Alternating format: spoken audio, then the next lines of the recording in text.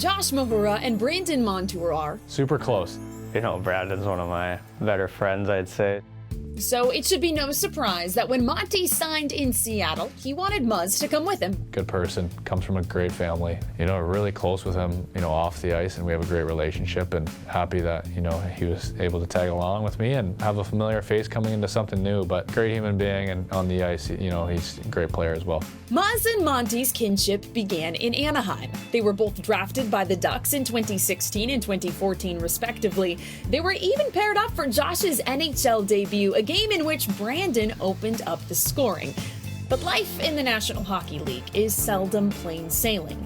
Montour was traded to the Sabres in spring of 2019 and then to the Panthers in spring of 2021.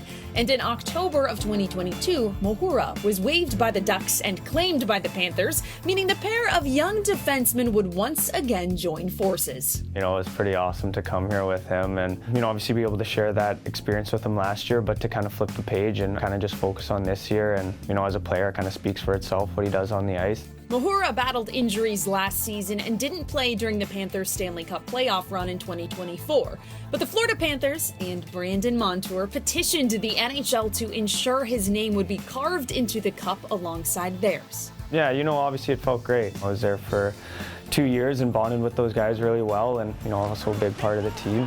Tough because, you know, we added a couple deep pieces. No one got injured, which, you know, it's tough. But, you know, the year prior, especially Josh played every single game, season and playoffs, was a big part of that team, and was a big part of last year too. When you're not playing, it could be tough, and Josh does not show that, and was a big part of, you know, what we had last year, and deserving to be on the cup, and happy for him and his family. The pair each brought the iconic trophy back to their hometowns this summer. But in the moment that Brandon hoisted up the Stanley Cup and the perspective and fatigue started to set in, the emotions and hoisting it, scared that I was going to actually drop it at first just because, you know, how fatigued you are. He felt that the weight of the win was about more than battles fought and blood shed. Heavier, honestly. I mean, the emotions, the game, and how big the game was, the importance of that. It's the ultimate testament to the bonds of brotherhood forged on ice and chiseled in glory. And after winning and experiencing how cool it is and how great of a feeling it is to see, obviously yourself and, you know, your friends and family, but teammates and, you know, the organization kind of experience that, you're just greedy to win it again.